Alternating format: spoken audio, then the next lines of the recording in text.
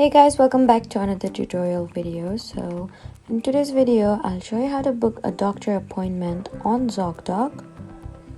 So first, open the Zocdoc website or app and enter the type of doctor or healthcare provider you're looking for.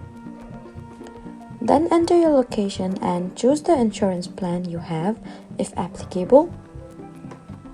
Now browse the available providers and compare their profiles, specialties, ratings, accepted insurance, and appointment availability.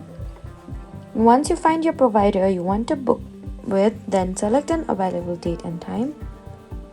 Then follow the instructions to enter your personal information and complete the booking process.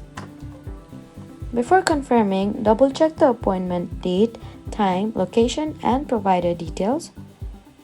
Once the appointment is confirmed, keep an eye out for the confirmation and any reminders from Zocdoc or the provider. So that was how to book a doctor appointment on Zocdoc. Please do not forget to like, comment, and subscribe for more helpful tutorials. Thank you for watching.